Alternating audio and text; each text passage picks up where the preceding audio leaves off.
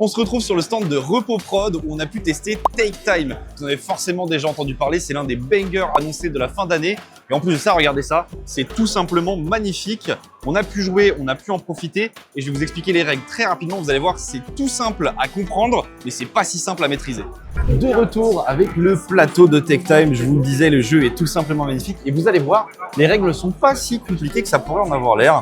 On est donc sur un jeu où vous allez avoir 12 cartes noires qui sont des cartes de nuit et 12 cartes jour qui sont des cartes blanches qui sont donc numérotées chacune de 1 à 12 et dans la partie, vous allez distribuer un total de 12 cartes. Votre objectif, ça va être de définir une stratégie pour adapter votre plan de jeu à la carte.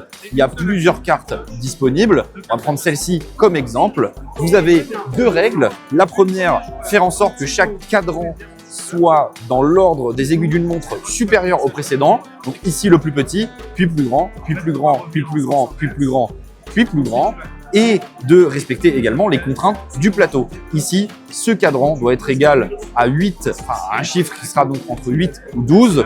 Et dans ce cadran, vous allez pouvoir poser uniquement des cartes noires et vous allez forcément devoir en poser 3. Donc si je vous montre un petit exemple rapidement, ça pourrait nous donner 1 ici, puis 2 ici. Ensuite, on viendrait mettre pourquoi pas par exemple 8 ici pour être entre 8 et 12.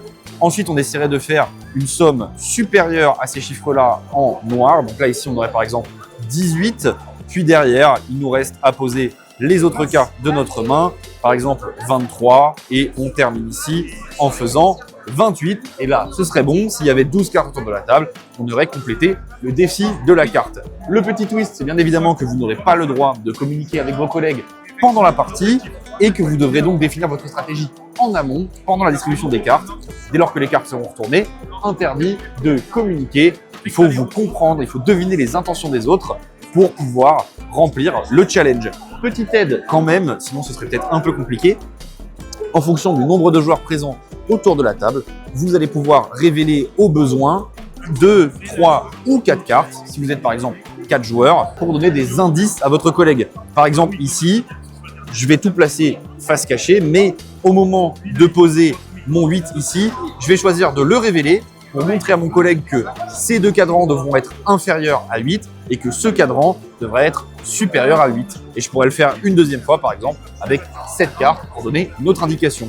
C'était Take Time, c'est vraiment très beau, c'est vraiment très chouette et c'est très prenant. C'est clairement l'un des top jeux de cette fin d'année et c'est déjà disponible dans tous les ludotropeurs.